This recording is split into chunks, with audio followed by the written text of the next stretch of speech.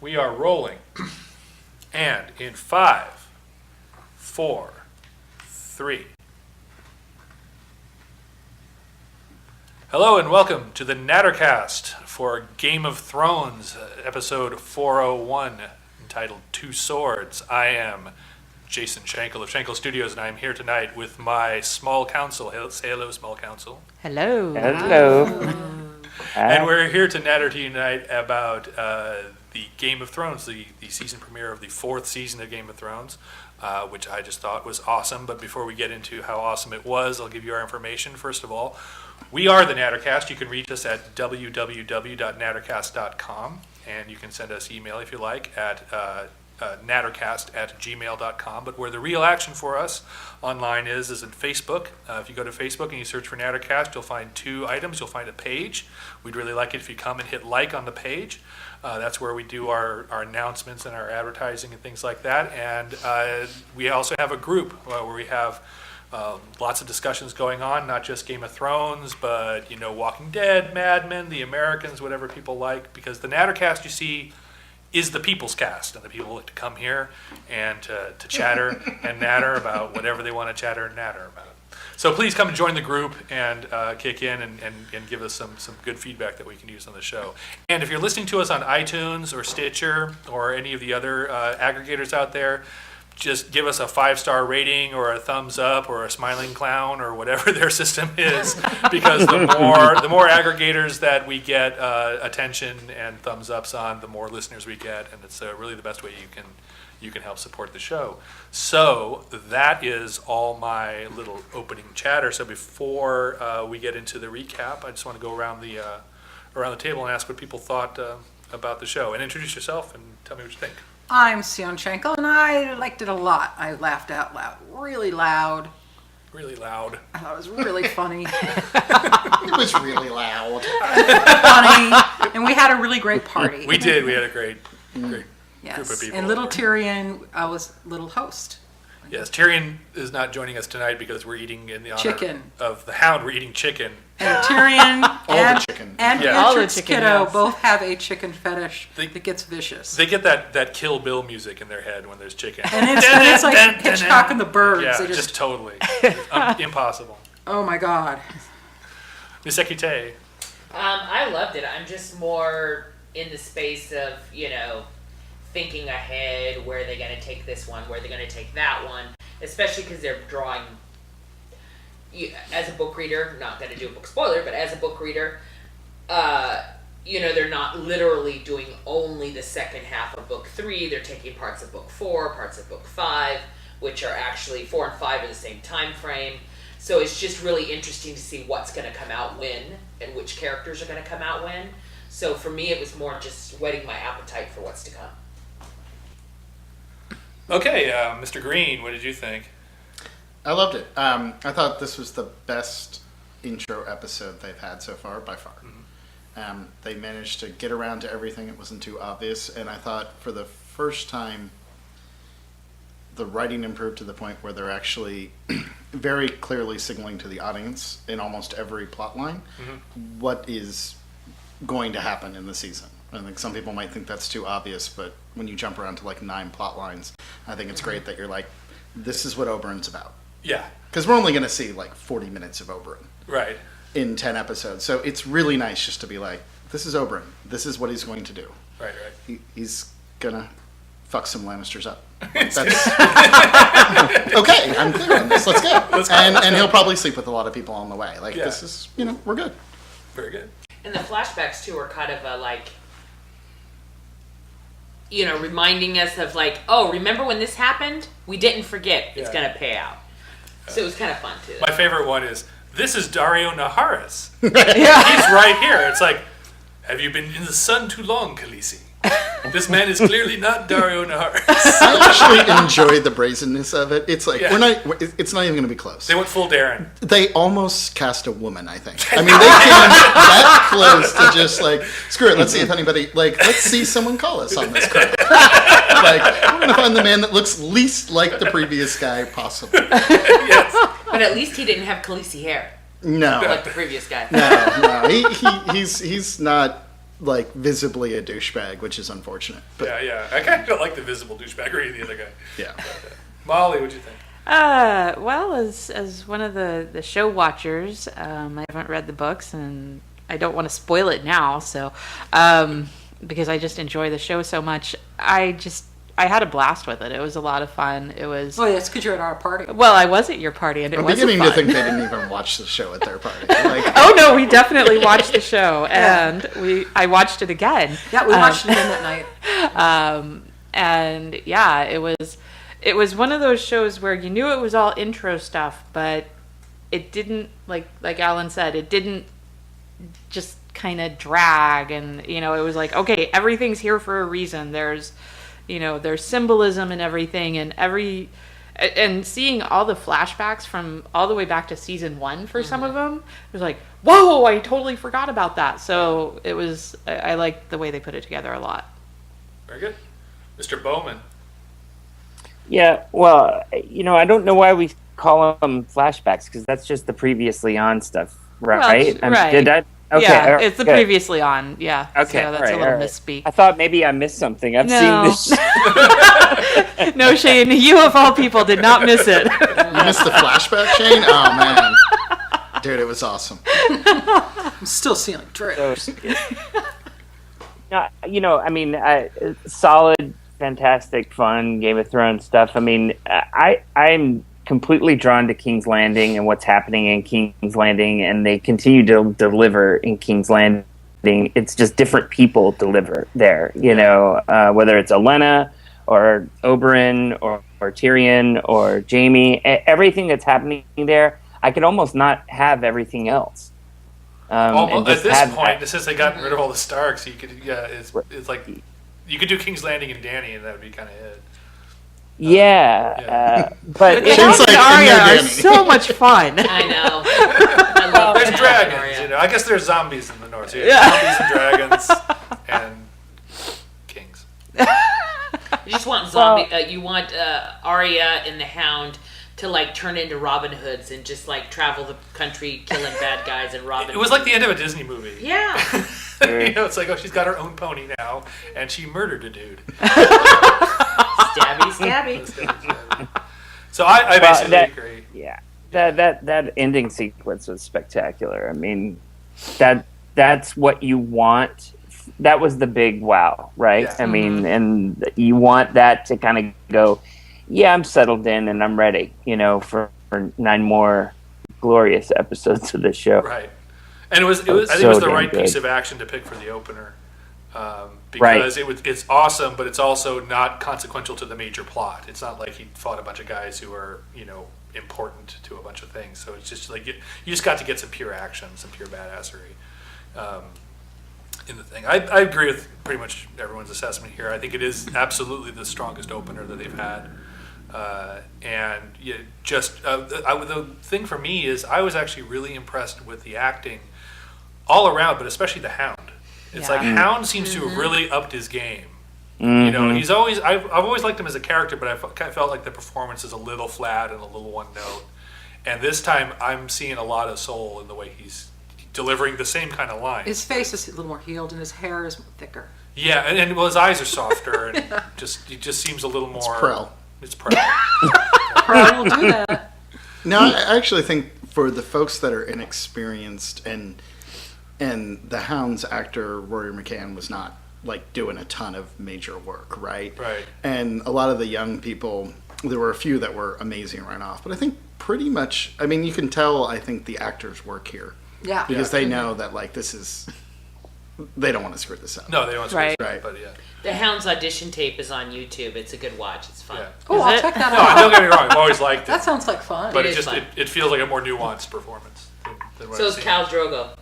Jason Momoa. I'm all over this. And he does a whole performance of this Hawaiian dance thing. Oh my He God. does the, it's Yeah. the Maori haka. I can look at his body all day and night long. It's got the surfboard. Yep. All right. So before we get before we go any further, I did want to give us the locations in the opening credit sequence, just for trivia's sake. It's King's Landing, Dragonstone, the Dreadfort, Winterfell, the Wall, and Marine. are the 6 locations on the opening. So that gives you an idea of where we're going to be. I have to wonder why Winterfell is still on there. Yeah. It's just smoking away. I think it's because it's the center. It's like it's right? still on fire. It's burning and burning and burning. I guess because it's the home of, or the ancestral home of so many main characters. Yeah. So many dead main yeah. characters. I think there's also a possibility when you look at the end that the name, like it may be that final point. Yeah, the Right. Winterfell? When the show ends, Winterfell. Right? Oh, I see. Yeah, the symbol. Oh. Very clever. Very clever. Well, and he's so good with names. It's Yeah. really creepy to me that I think the Dreadfort is a really cool place. Yes. Because had I read that anywhere else, I would be like, geez, that's cheesy. Like, seriously, the Dreadfort, Winterfell, like, oh, good lord, like, who made this up? The River 9-year-old Run. me? But when I see it or read it here, I'm like, oh, that's awesome. Did you see the San Francisco map of No. The neighborhood. neighborhoods? We're in Winterfell. yeah. We're in Winterfell, Nice. but the Dreadfort is over by Kink.com, which is actually a dread fort. Fort. It's a big, giant brick The military building where The they film Castro is Highguard. BDSM porn. And the Castro is like, that's perfect too, That yeah. makes sense. Yeah. Loris is right at home. Loris is right there. That was really nicely done. All right. Well, so we had a really good year on Nattercast for anybody who's coming back to listen to us for Game of Thrones. We got through Breaking Bad. We got a huge audience boost out of that, and then we did True Detective recently, and we just it completely took off. We did this like little group on the side. I just found myself saying I can't stop watching because we would just watch Right. it. We Like would it over roll and over, over. and I've never experienced that in a show before. And so I said, well, let's just make a group called that. And people came from. We're over 700 people now. Yeah. And really smart, wonderful people. Yeah. I'm really enamored, like with I think it's Susan Pease and Stephanie and Jackie. and It's all women, Stephanie too, and yeah. Jackie. There are some smarty pants, and they're all in the Nattercast now. And yeah, it was like we just made it, and they came. Like it was like a party surrounded us. Yeah, it was fantastic. And it was like they brought their own woos, and they had their own ideas, and they just were going all over the place. It was just incredible. And we know that some of you are listening now, so if you're new to us, if you came to us through True Detective, be sure to tell your friends and to spray paint Nattercast on the side of your house. There you go. That's an excellent idea. There you go. And bring more people in and bring people into the group, because we really are. I joke, but we really are the people's cast in that sense. It's like you guys. Yeah. The more the audience is built, the better the show's gotten. And It's not me. we also had a nice little tidbit with Neil deGrasse Tyson, yeah. and he allowed us to use that for Nattercast. Right. Well, your interview. when somebody you give somebody an interview. Yeah, you're allowed Jason to use it, interviewed yeah. him for the uh, Cosmos. Yeah, for IO9 for Cosmos. Yeah. So that's It's kind of sexy having that guy call your house on a that's pretty good. Friday morning at 9 a.m. It's a nipple tingler. But my comment was apropos of listener feedback. We had some listener feedback from some new voices as well as old friends. So let's get through a little listener feedback. Oh, I guess that would be my job. Yes, that's you, my friend. All the stuff that's in blue. Do you have Yes. See? All right. The first is from Christina Scanapagio. Jamie should have bitch slapped Cersei with his giant golden hand. That's a strong opening. I'm already going to like this letter. That's fantastic. She's His golden pimp hand is strong. isn't she one of the people? I think she's No. She's been with us for a while. Yeah, no, She's she's been around a for a while, return. yeah. She's one of my fans. No, yes, not Scanapeggio. No, it's somebody Yes. else, yeah. And Katrina McDowell.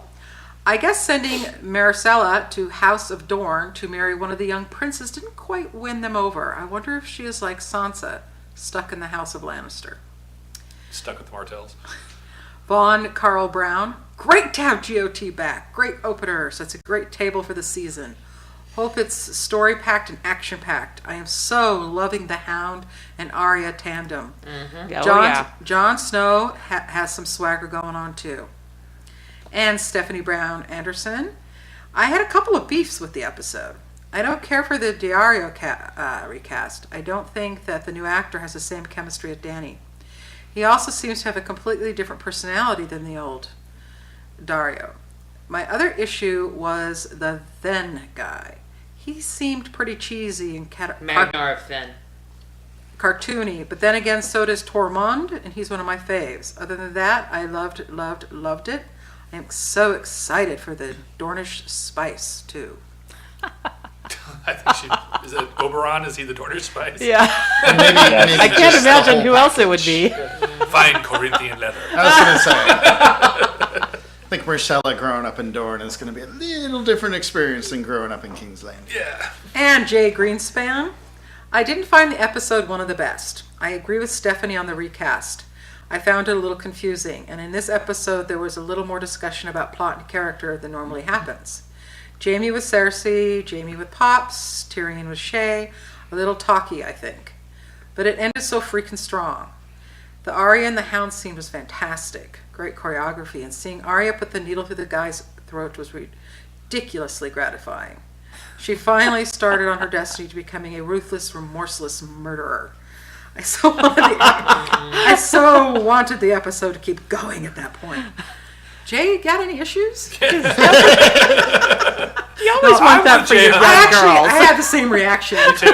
Especially, I like the way she slid in slowly and realistically and then pulled out. Yeah. Sort of like she was checking the temperature on a turkey. But it, Yeah. it also calls back to her training. Yes. It's like, flow like the river and move like the wind. Right. Yeah, don't waste energy. Don't waste energy. Yeah, Yeah. exactly. And Jeremy Smith. It was amazing. Anyone who's actually read the books and not just skimmed over half of them would understand the importance of last night's episode. Mm-hmm. The season is about to take off into the fastest pacing of any season yet. It would be foolish to start it off that way without setting the viewer up for what's to come. All right, so that's our first round. We'll hit a little more later on, but let's go into the recap. And our first recap is the returning, the great Mr. Alan Green. Thank you. Going to be taking us through Tywin, Jaime, and Cersei's I just story. want to ask. That's so much pressure. I just want to ask one question. Was Cersei hot and drunk enough for you? She wasn't nearly drunk enough. But we the do way know she your fondness completely for drunk- rejected Jamie really called to me. That made you feel It felt much familiar. better. Yeah. Oh no. In a special place. I get both drunk Cersei and Marjorie in this episode. So I was just like, maybe I should rewatch these scenes. I knew you were one more coming back, time. and I wanted to welcome you back in. So before we get to your recap, we got a little audio from the show, so we'll play that, and then we'll hit the recap. You'll have to train your left hand. Any decent swordsman knows how to use both hands. You'll never be as good. No, but as long as I'm better than everyone else, I suppose it doesn't matter. You can't serve in the King's Guard with one hand. Where's that written? I can and I will. The King's Guard oath is for life. The war is over. The King is safe. The King is never safe. How many people in this city alone would love to see his head on a pike? Other knights protected the King while you were a prisoner. They will continue to do so when you go home. Home? You'll return to Casterly Rock and rule in my stead. You are the Lord of Casterly Rock. I am the King's hand. My place is here. I don't expect to see the Rock again before I die. You know what they call me? Kingslayer, Oathbreaker, man without honor. Now you want me to break another sacred vow. You won't be breaking anything. There is a precedent to relieve a King's Guard of his duties. The King will exercise that prerogative. No. No, No. I don't believe I asked you a question. There's my answer. If you think your bloody honor comes before My your bloody family- honor is beyond repair. But my answer is still no. I don't want Casterly Rock. I don't want a wife. I don't want children. What do you want? Supper would be nice. For 40 years I've tried to teach you. If you haven't learned by now, you never will. Go. If serving as a glorified bodyguard is the sum of your ambition, go serve. I suppose you want the sword back. Keep it. A one-handed man with no family needs all the help he can get.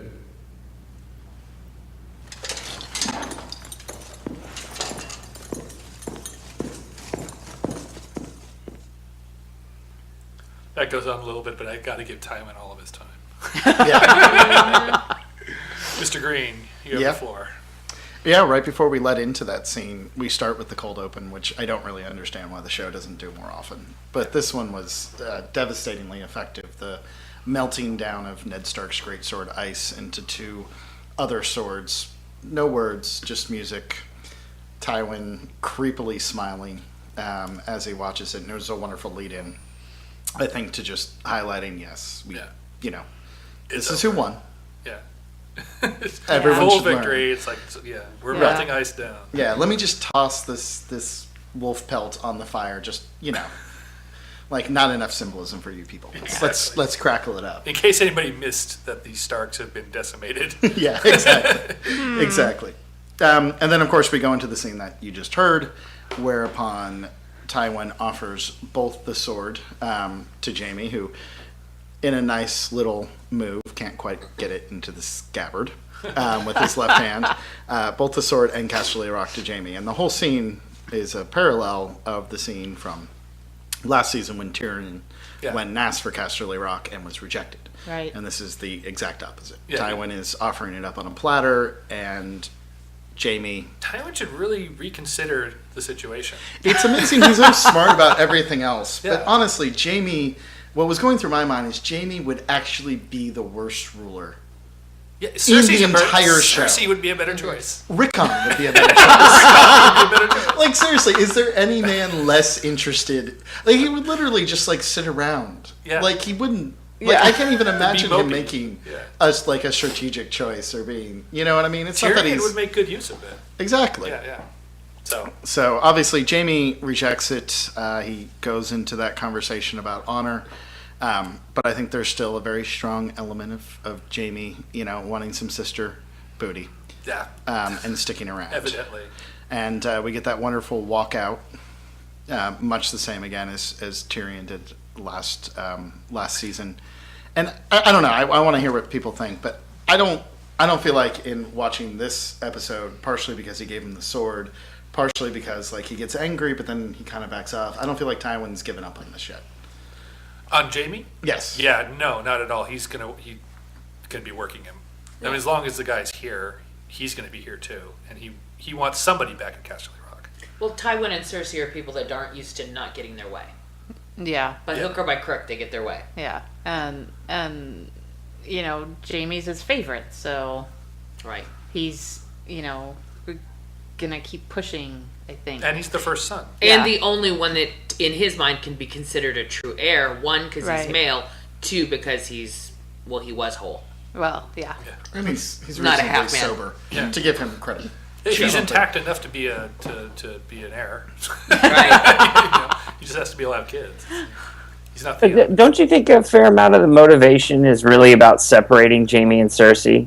Yes. Yes. absolutely. Yeah. Without a doubt. And I think that he would have to be concerned that Jaime's so adamant about staying at King's Landing. But I think Right. the other element is because you remember that speech that he gave in, I guess it was the first season, to Jaime, where he's saying that all that matters is your name. I'm going to be dead. You're going to be dead. Everyone's going to be dead, and we're nothing. What matters is the name. And if you look at the Lannisters, the only one who can carry the name on now is Tyrion, and he doesn't seem to be too interested in doing it.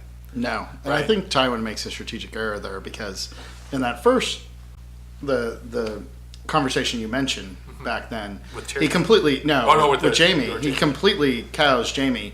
But to be clear, he was like skinning Yeah. a stag at the moment.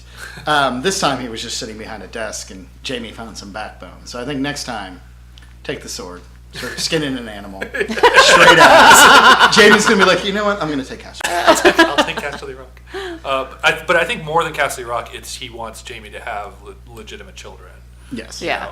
And because he does not want Tyrion to be carrying on the name, the only one carrying on the name. Yes, Yeah. and Right. he doesn't want his family just to disappear like he's Right. done to several other families. It's not clear. I don't know. If, Right. Book readers tell me. Are there other Lannisters? Because there were like these. There's Lannister cousins. There were these cousins and nephews. Are they other named branches? Yes, Yeah, there there's- are, and So the family's not going to and die. in out the there. and in the show, Tywin has a brother. You've seen him a couple times. They haven't bothered to call him out, but he's been listed as Kevin. Okay, so and so the Lannister family is not in Exactly. danger of collapsing. Like one of It's his. Kevin. It's Tywin, Tyrion, and Kevin. Cersei, Kevin. Sarah Kevin. It is spelled weird. With, if that makes it with an better. A. Oh, It's good. spelled with an Yeah. A. I It's got a remember. Y in it. And the cousin that Cersei was sleeping with in season 2, Lancel. Lancel is Kevin's son. Okay. So he's also a Lannister. So it's, So there are She only heirs likes to to there fuck are her. heirs that's to first Casterly cousin, Rock. if you're doing the math. Yeah. Which was a step down She's a from piece brother. of work. There are heirs to Casterly Rock that you could call upon. Yes. Yes. Yeah. All right. So there you go. Well, she needs people. She needs to screw people she can control Who, Cersei? to keep their mouth shut. Because Sion was saying only relatives, but it's people that are weaker than her that she can control, that she can keep it quiet. Right. It would ruin their reputation as well. See, that's why I love her. She's a practical I did girl. have some comments about the opening. I did like the way it looked, but the way they did those swords was just complete bullshit. You know what I mean? It was much like the gold that melted that fell on top of... Exactly. like, it melted awful quick. Yeah. Yeah. I mean, the way they've was explained time Valyrian lapse. steel in the past makes it sound like Damascus, which is layers and layers of steel that have been hammered together and hammered together and hammered together, and that's how you get those patterns, intricate patterns and stuff. Which means if you melt it, You just have to start over. it's nothing again. Yeah. This one's So, done with magic. right. It's And remember, only 3 people can do that. That's right. Only 3 people can turn up the heat enough that Exactly. I was reading one review and they mentioned that, like, Tywin had a guy. Right. Right. And I was like, that's fantastic. Tywin had a guy. Tywin had a Like, guy. I got a guy that can work for Valerian still. Okay, we're just Right. we're gonna work. And then I've heard a lot of talk about what was that pelt. And I had different theories and stuff, but I went back and looked at Ned's costume, It's his. and he has one across his Yep. shoulders. Yeah, that it's his looks- shoulder. Yeah. Thing, But people are like, was it? Oh, so it's not the sheath? No, it's not a sheath, Oh. and it is not, one of the dire wolves. right. But if you look back and look at, any of the pictures from season 1, he's got it right on his shoulders. Mm-hmm. Well, okay. All right. There we are. So speaking of drunk Cersei, our next stop on the whirlwind tour of sort of Jaime, Cersei, Brienne, and the Tyrells is the Jaime Cersei scene. So right after being like, I'm going to throw away my birthright and everything, and all I get is this lousy sword. I'm going to go, get some of what I threw it away for. Right. And so we switched to Jaime getting his hand fitted with the largest golden prosthetic hand that it's like 20% larger. Like it's like, did someone do the measurement wrong? It's Like, how would you lift it? yeah, it looks really, really heavy, and leading to my personal favorite moment when Cersei and Qyburn, who's conveniently the maester who severed the stump, also puts the hat on, Right. the hand on, or the not maester, when they're talking. And Qyburn leaves, and Jaime does the little wave. Like, I could watch that all day. Like, seriously. Like, he invented the little wave that, the Queen Elizabeth does. Yes. Jaime Lannister is Golden Hand. It just seems, it's amazing. They also picked a pose for it that is so eminently impractical. Jaime comments It's a on it Barbie by hand. asking a hook, but it literally could do nothing, almost nothing with that hand. Well, you said a hook would be more practical. Oh, Yes. totally. Yeah. At least you can Right. pick things up with a hook. Yeah. But we get a little hint of what Cersei's been doing in her spare time when she Drinking. well, she's been drinking, but we also talk about symptoms. And anytime you talk about symptoms and you don't mention it in front of your brother lover, it's it's either pregnancy or an STD. So, Is there a little Loris on the way? Yeah. Oh, Lancel. Loris is a... Oh, sorry, Lancel. A little Lancel. Yeah, I don't think Loris was jumping Prince there. of Flowers. So they go back and forth, leading to another great line with the Pycelle smelling like a dead cat. The banter was at an all-time high. But then, Jaime goes over to get some nookie, and Cersei basically pushes him off, complaining about the fact that he wasn't there. Right? That she's gone through all these horrible things. You weren't there. Right. And then it comes out that you weren't there. I had to deal with this on my own, and so you weren't there. And This was nicely done from the book. Like, I remember that scene in the book, too, was pretty devastating. yeah. And then you find yourself like, I'm devastated by the fact that he's not going to be able to fuck his sister. But he really made a strong case for why he should. He really did. And I mean, honestly, he came back. He got his hand chopped off. He killed people to escape. And she's just like, Murdered people to come here. You took too long. It was just too long. I mean, honestly, it was kind of fun to see someone as attractive and powerful as Jaime Lannister just get the same old craziness. Right? That was too long. Sorry, I lost a hand.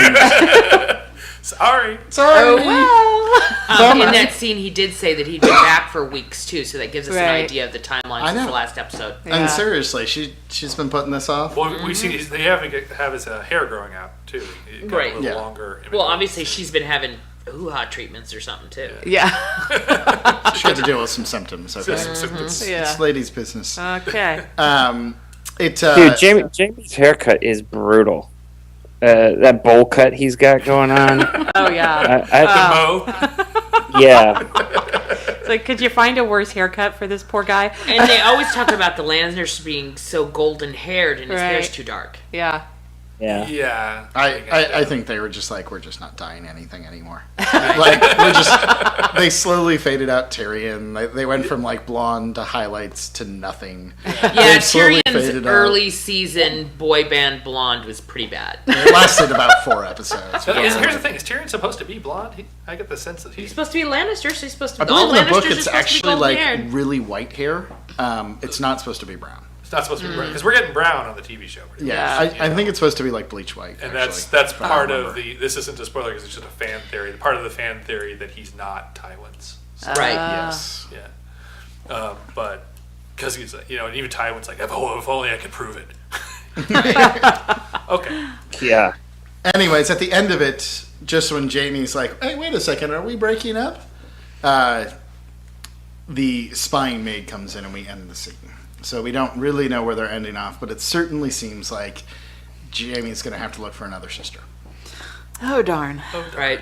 And he's all out of sisters. Also means drunk Cersei's on the market. Oh. I also thought it was interesting to see during her whole speech. All I could really think of is, wow, the Lannisters won, and this is where Cersei is. Like, she has some great lines in there, like my son's getting married off to that scheming bitch from Highgarden, and I'm marrying that world-class pillow biter. Like, it's like, wait a second, you won. This is the winning prize. Yes, exactly. Losing prize is you get decapitated and you get your pet's head sewn to your body. And yet, I think maybe Ned won that one. Like, I don't know. When your family wins and you're a woman, you're still chattel. Yeah. So from there, the next stop on our little King's Landing tour here is we switch over to the Tyrells. Olenna and Marjorie are chit-chatting about going to Jared.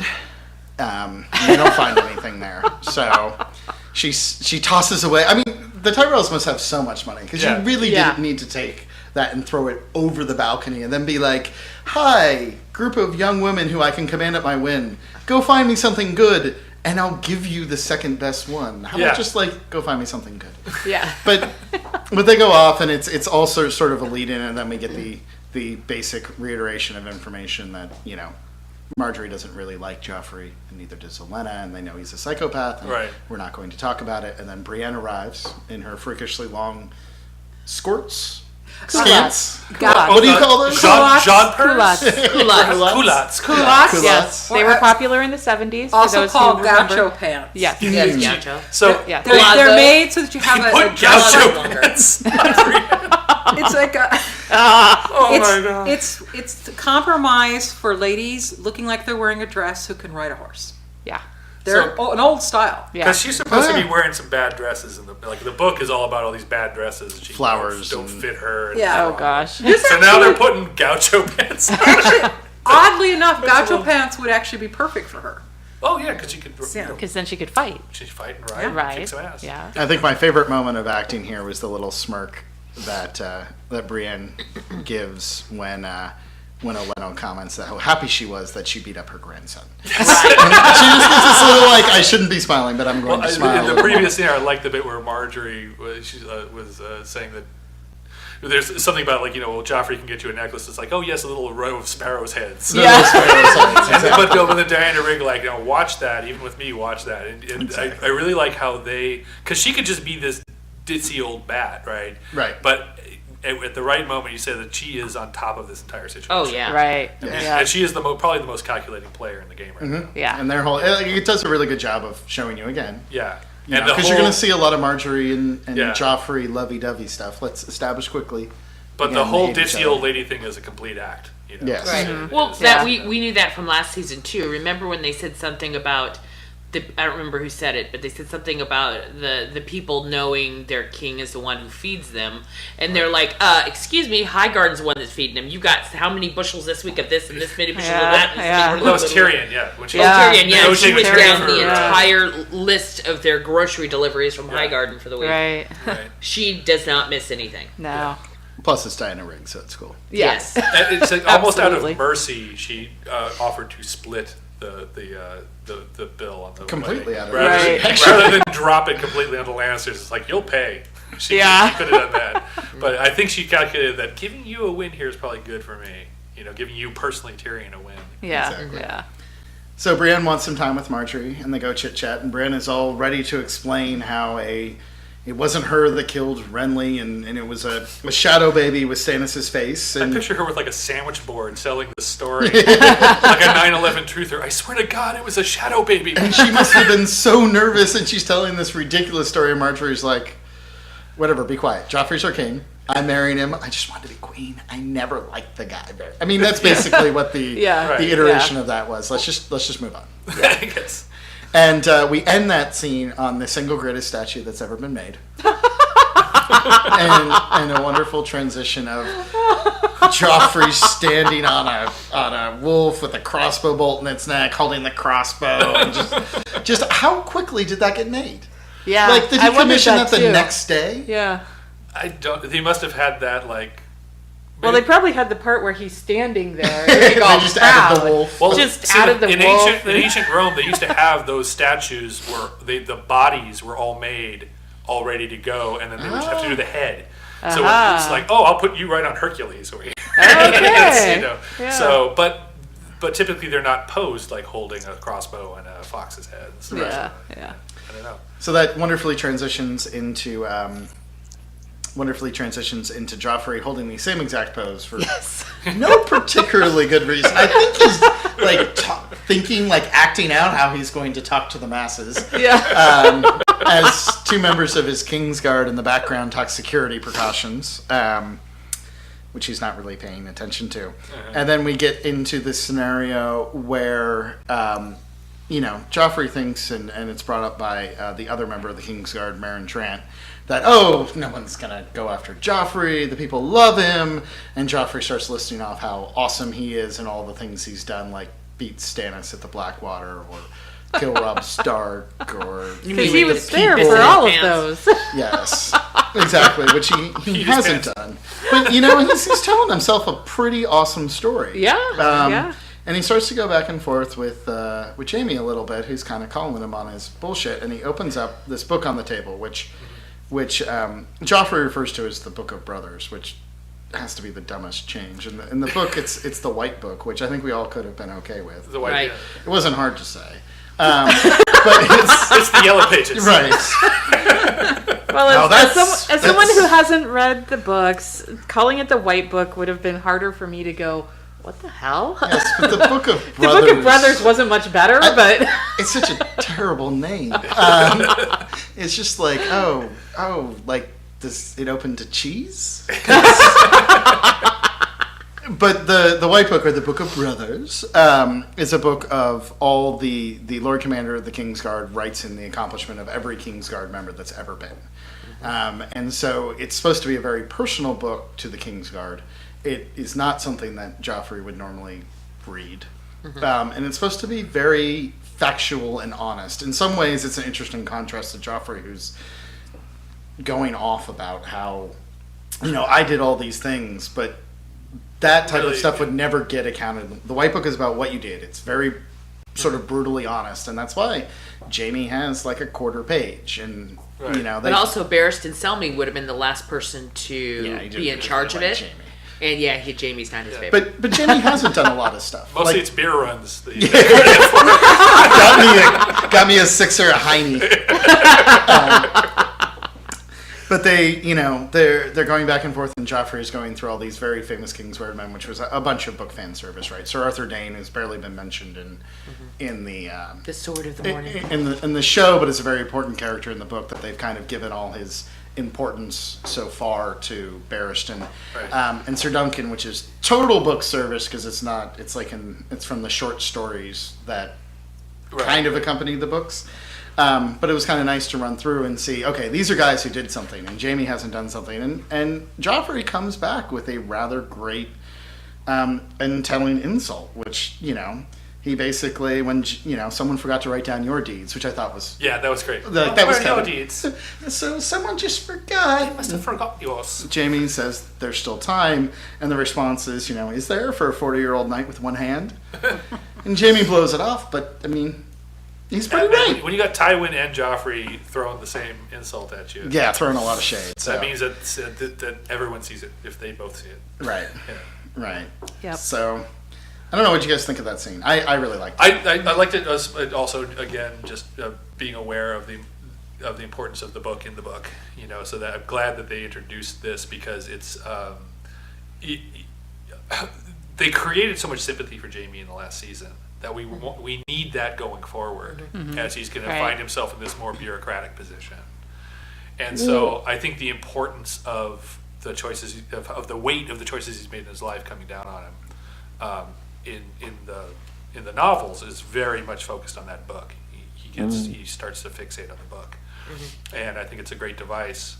I don't know if it's going to work as well on the show because, you know, in a book it's easier to have a character obsessive in a book. Yeah, there's like an entire chapter in the book where he's literally just thinking about writing the book. But I think, I think they're going to have some powerful moments where he's reviewing his life and maintaining his sympathy for him.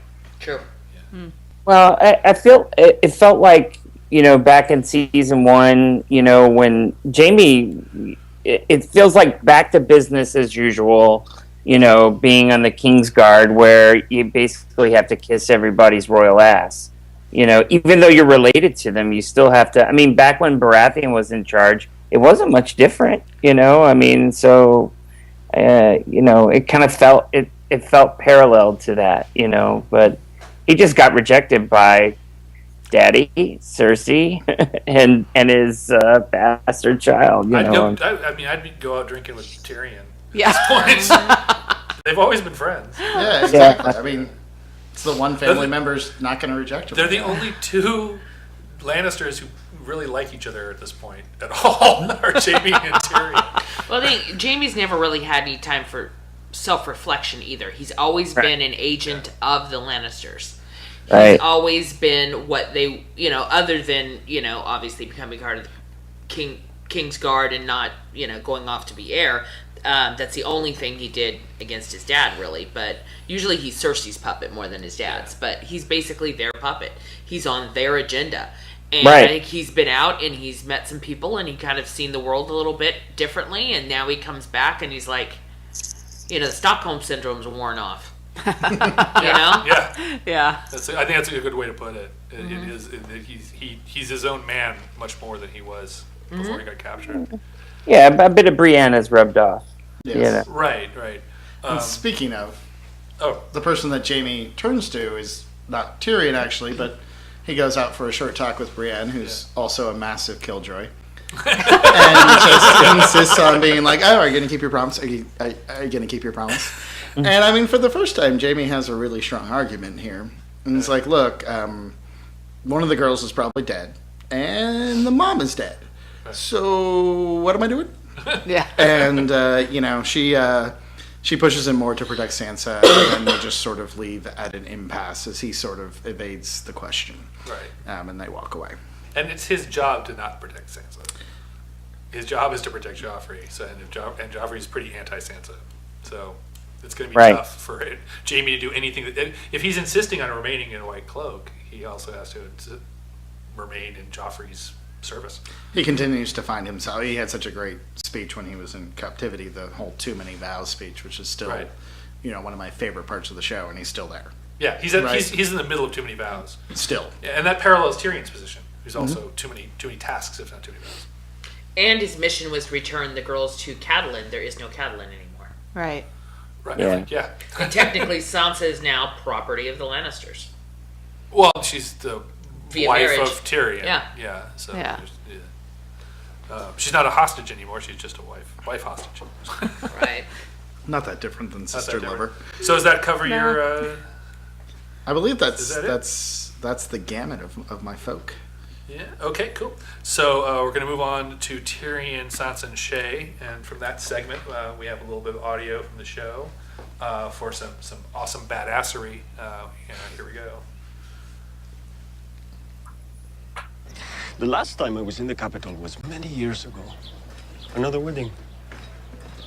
My sister Elia and Rhaegar Targaryen, the last dragon. My sister loved him. She bore his children, swaddled them, rocked them, fed them at her own breast. Elia wouldn't let the wet nurse touch them. And beautiful, noble Rhaegar Targaryen left her for another woman. That started a war, and the war ended right here, when your father's army took the city. Wasn't actually. They butchered those children. My nephew and niece carved them up and wrapped them in Lannister cloaks. And my sister, you know what they did to her? I'm asking you a question. I've heard rumors. So have I. But what I keep hearing is that Gregor Clegane the Mountain raped Elia and split her in half with his great sword. I wasn't there. I don't know what. If the Mountain killed my sister, your father gave the order. Tell your father I'm here. And tell him the Lannisters aren't the only ones who pay their debts.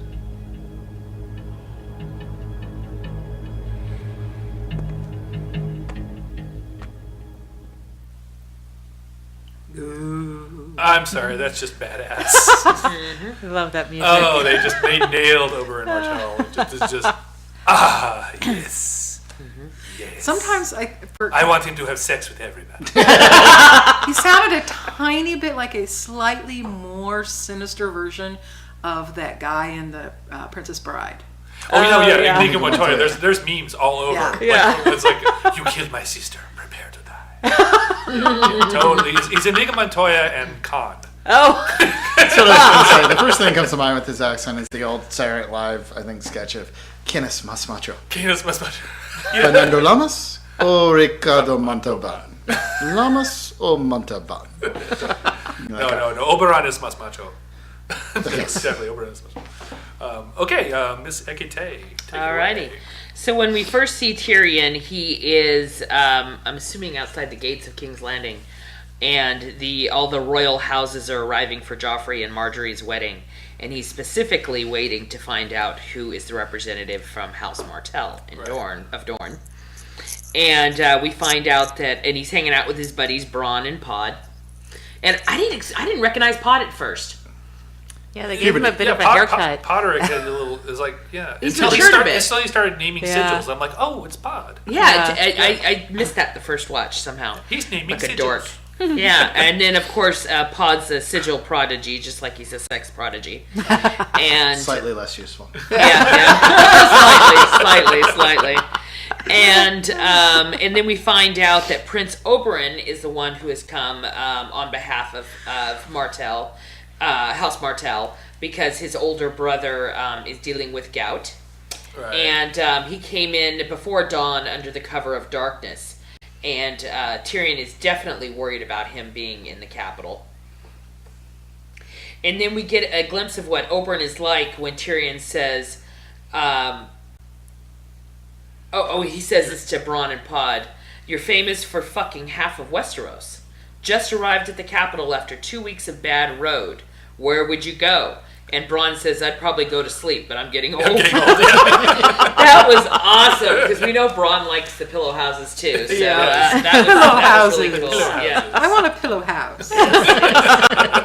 Yeah, And I also like the line where we find where Tyrion finds Oberyn and he's torturing the Lannister men at the pleasure house or pillow house, and Bronn, on becoming a knight, he says he killed the right people, I suppose. And so just the excellent snark from Bronn. And Tyrion and Bronn playing off. I think Tyrion, Bronn, and Oberyn on the screen at the same time is far too much critical badass mass. It's going to make a badass black hole from which not even light can escape. I We was just going need to say Alina in there now. the chemistry between Braun and Oberyn, just forget anything sexual, just purely from a bromance standpoint. Yeah. Like it was just crackling. Like I almost felt like Tyrion was like, "Wait, what about me?" But no, they were hitting on all cylinders. Yeah. Right. Well, Yeah. it's like, was this your killer? And it's like, oh, yeah. So you want prostitutes and you like to kill? So, buddy, did we just become best friends? We're the same frat. Yeah, totally. Right. And in that same scene from the clip, we learn that he's not only there for the wedding, but he's very clear. It's very clear he's there to get revenge on the Lannisters as well. And he mentions in the mountain and Tywin, because obviously Tywin's behind the mountain. And this is where we are reminded of Rhaegar leaving, or kidnapping Elia and leaving Lyanna Stark, and leaving Elia behind with her children, and how that's what led to the war that led to the Baratheons getting the crown. Right.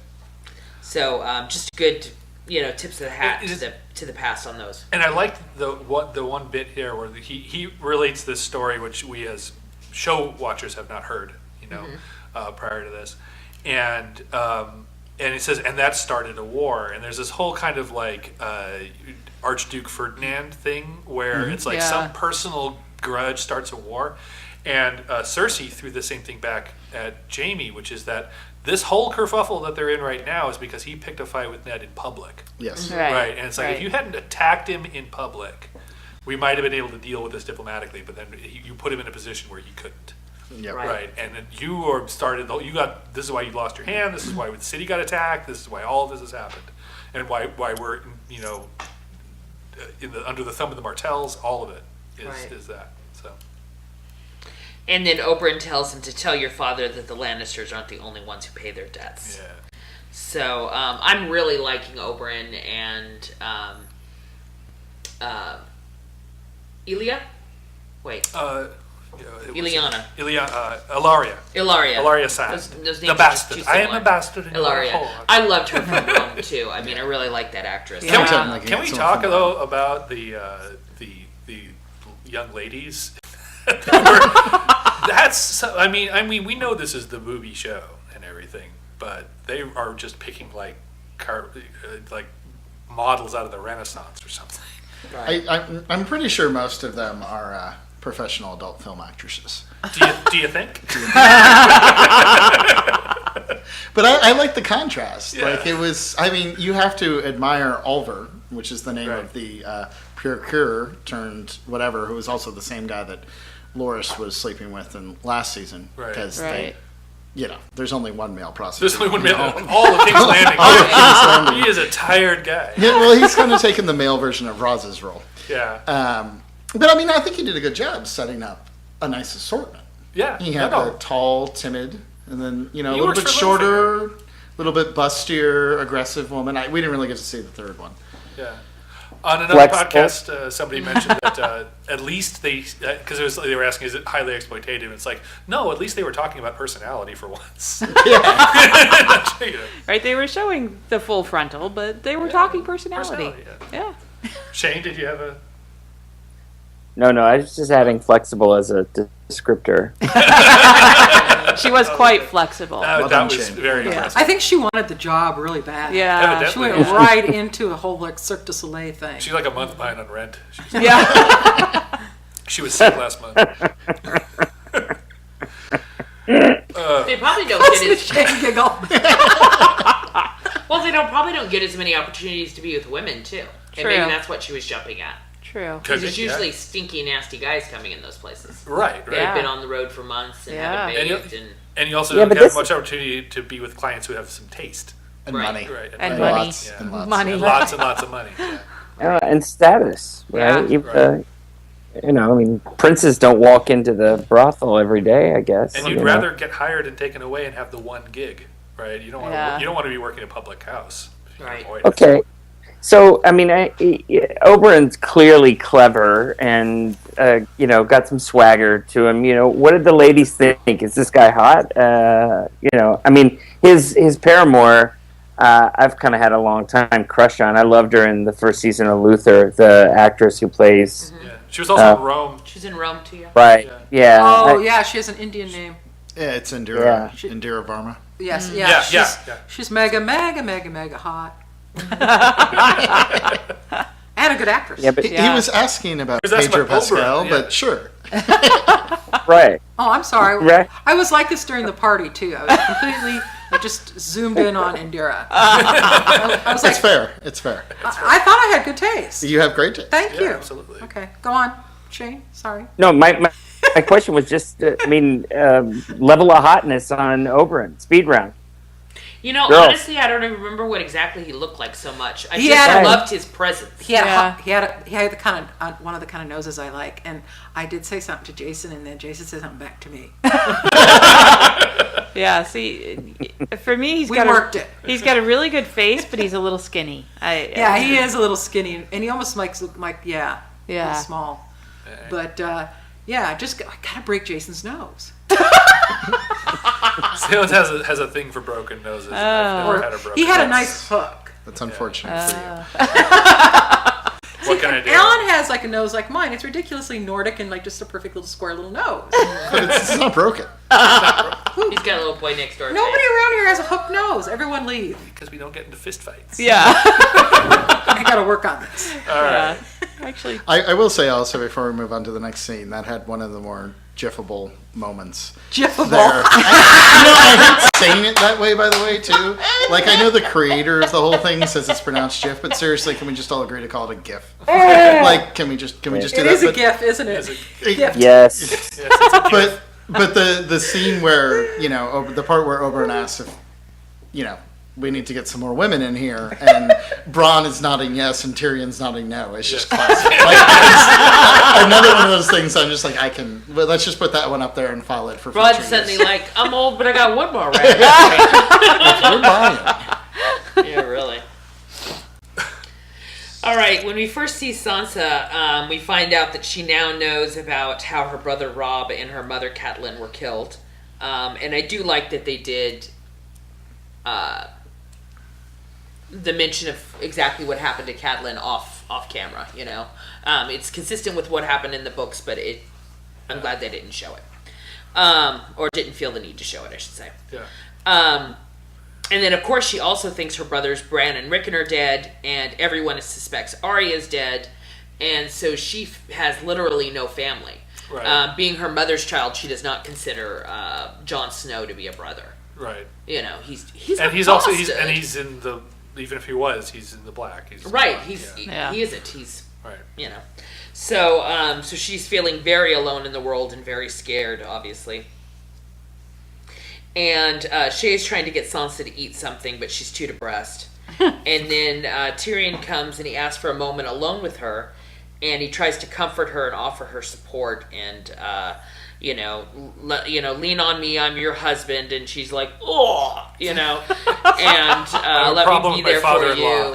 Yeah. And I mean, he's doing what he can. He's saying what you should say, but it's just go away, little man. I kind of have expected her to say, "Oh, maybe I will take one of those, Night's Landing ambience." Yeah, right. essence of Nightshade. Yep. Yeah. Whole bottle. I did like the line, I'm going to the gods with because nobody talks to me there. yeah. Right. That's, Right. It's like this defeated mean girl talk. Yeah, she excuses herself to go to the gods when she says, I don't pray anymore. It's the only place I can go where people don't try to talk to me. Right. Tyrion. Of course, until Sir Dantos Right. stumbles into the godwood. So she excuses herself, and then the next time we see her, she's Into being the god's followed yard. into the god's wood. And The god's And hedge. then apparently there's no guards or sycophantic maids around. No. No, well, Right. Well, it's supposed to be a sacred place. So I think Well, she's they're supposed still going to be watching for her. to- You'd think, yeah. Kind of like the sacred side yard. Right. Right. I gotta say that dress that Sophie Turner's wearing through all these scenes, the fabric of that dress was amazing. I don't know if anybody else noticed that, but I couldn't stop staring at the dress. I thought that was I was just- very unusual fabric. I was distracted by the broadness of her shoulders and the broadness of her back. And Yeah. she seemed to be intentionally hunching to look smaller. she's big. I mean, she's Yeah. She's like She's getting to be like Brienne big. yeah, she is. It's She's kind of nice when big Tyrion ass is her girl. husband. Terry, Because it's just it like, worked out really I'm well. not sure they could have planned that as well as it But works it really out. seems like she's trying to hide her size, and I was just distracted by that personally. Yeah. Well, she's grown so fast, she Yes. might having trouble with her core strength. She's like to 3 keep up with her Tyrions tall at spine. this point. Hey Shane, did you see? There's actually something online about all the costuming The that costuming's goes into it. amazing. Yeah, And yeah. if you've seen that, the level of detail is Right. insane. I mean, Yeah. we almost want to watch it on like a 60-foot screen, like Right. sitting up front, because they do all these Most of the intricate fabrics are patterns custom woven. And, Right. Well, and they started that in on the second season, and we've watched the first season recently, and you really notice the difference. The first season, they're wearing made clothing. You can tell it's modern Right. clothes. And Right. then by second season, it's like, no, that's all handcrafted. Right. Yeah. Right. The production values have. Yeah. Just and way up. just all the embroidery is done by hand. It's just incredible. right. Well, you know that article we posted, I posted today in the group about that they're spending $6 million an episode, Right. Yeah. and while that number seems high, I'm amazed at what they're getting for $6 million. Oh, you know, yeah. No, I'm guessing they're paying scale. Because just the actors are probably transporting not being and paid the much. housing Yeah. and Yeah. the feeding 24/7 of the actors, and there's so many. Right. yeah. And they've got to have big or crews like 2 too. times scale, 3 times scale, but no one's getting millions and millions. No, Right. yeah. No, Right. no. But I think it's the $6 million an episode. The other thing to remember, like we talked about the production values of the first season being lower, it's because they put all of their budget to startup costs. Right. Now they're Right. in position at these locations. King's Landing is built. King's Yeah. Landing is built, Right. and they're up in the mountains, and they're at all The the, wall is locations, built and and so all that. so Right. more of the budget goes toward refinement and Right. not to building infrastructure. But they're having to haul lighting and equipment and stuff out in the middle of Iceland, and Yeah, I mean Yeah. the salaries are huge. I mean it's a lot Yeah. of people. Well, that's also why they're filming in Croatia. Maybe they just maybe Yeah. they take them and they like pack them in like sardines into like cargo jets, and tell people here's some gear. This will be your seat. Or they just tell Yeah. people to show up in Iceland. Just okay. Get there. Well, just get Yeah. there. Just get there. Yeah, it's your business to get yourself there. Well, I think even at points it's been well over, because $6 million would be $60 million, and that was like the first season budget. Yeah. And I know for I feel like I'm getting my money for season 2, Yeah. they said they upped it by $15 million, Yeah. partially for Blackwater. So Right. it may be even higher at this point. Like they may be Yeah. Sweet. because they're making ridiculous sums of money at this point. I don't know if people saw the first episode ratings, but the first showing was up 1.5 million for this one? For this Yeah. episode, Yeah. up Yeah. 1.5 million from last year's finale. Right. So That puts now up into like what 7? it was 6.6 for the first showing, like 8.2 for the first We night. actually rejoined HBO because of this. and they know that. Yeah. Yeah, they know that. Yeah. And it was the highest seen episode on HBO since The Sopranos finale. Wow. Wow. Not It was, surprising. was season 4 opener. Was the season 4 opener. Not and surprising. and then you realize that this is the first show probably from the US that has been this popular worldwide. Right. And you kind of True. wonder how much they're actually making. Yeah. Like Right. Yeah, somebody's It's been a good year. somebody's raking in Is this some a cash. US show, you think? I mean, it's what's HBO? US for funded and Yeah. originally intended for US audiences, but Yeah. Yeah. And it airs originally in the U.S. Because it's mostly, I mean, there's some American actors, but it's mostly British actors. cast and crew are almost It's all British. It's all, Yeah, Just to get crew cl- and to But get the locations. showrunners are the American. showrunners and the writers and the producers are all Okay. American. It's Yeah. an American show. Oh, Well, okay. it's not funded from any source other than American, Yeah. right? Yeah. I mean, it is not a co-production with anyone else. So, Right. Yeah. Okay, All right, yeah. so back to the Godswood. Sansa's approached by Sir Dantas Hollyard, and she doesn't realize who he is at first, but he thanks Neither her do the for, viewers. Yeah. so he thanks her for saving his life. So this was the drunk night on Joffrey's name day, Right. and she told Joffrey he couldn't kill him because it would be bad luck on his name day. So that's Joffrey made him a fool. If anybody needed a reminder there. So he's Oh, been yeah, Joffrey's that was fool ugly. ever since. And then he gives her a necklace. I thought it was a necklace. Some people thought Yeah. it was a hair thing. I'm like, No, what? it's a Doesn't look like necklace. a necklace to me. Yeah. And there was definitely a necklace jewelry theme to this episode. Yeah. And he said it belonged to his family, and his family was kind of up and comers for some time. And that's all And that's then he left got of the drunk. legacy. I think it isn't it. It's a hair thing in the Family. book. It's a hairnet in the book. In the book, It's a hairnet in the book. So people might have just Yeah. been book Right. readers just. But it's assumed definitely a necklace in the show. And I know Yeah. there's been a Yeah. lot of confusion whether it's the necklace that Olenna threw off, but it's not. I mean, that. Yeah, John does- I'm gonna grab this made it on the story. pillow. You stay classy, Sarah Don. Passed out in the bushes That would be with so a funny. hand on him. Oh my god! Oh my god, she's over there. what do I do with this? Oh, Oh, look, who's over there. Sansa just turned 18. And then there's a scene where Tyrion finds Shay in his bedchambers, and she is not supposed to be there. And she does everything she possibly can to seduce him. And it's like she's trying to get a foothold back on him. And he's like, look, my head is elsewhere. I got so much shit to do. You know, you're taking too many risks. You can't be doing this. And you can see that she's definitely feeling betrayed, Yes. even though he hasn't done anything wrong, really. And then... Bitch, be cool. yeah, he's like, chill out. And he's like, come on, my nephew the king wants to kill me. My wife hates me because my father killed her father. Oberon's You know, Harry wants to kill everybody. I got Oberyn here. Yeah, that was pretty I got funny. shit Yeah. to worry about, girl. Yeah. That's awesome. So, that was about Yeah, it but I had for my second come episode.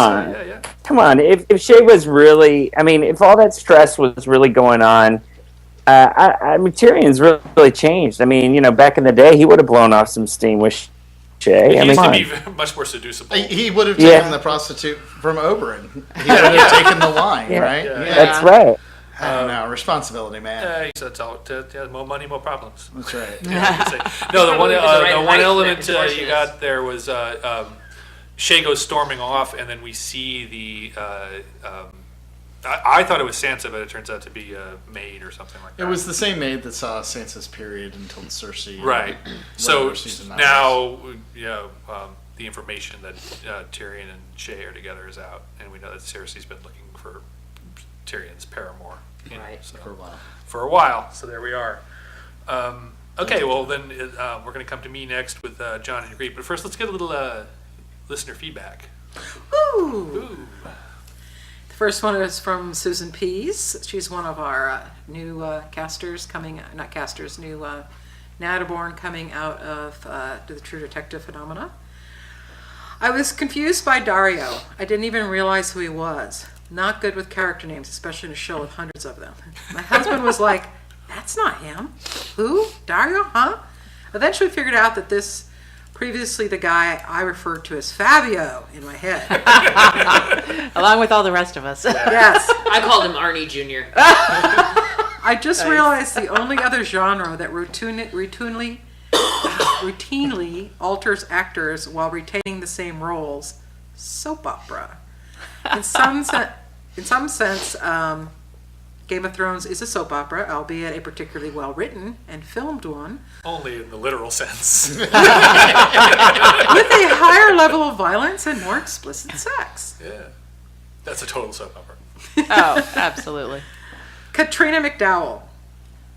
The story has foreshadowed Bronn as being the strongest, most talented warg ever seen.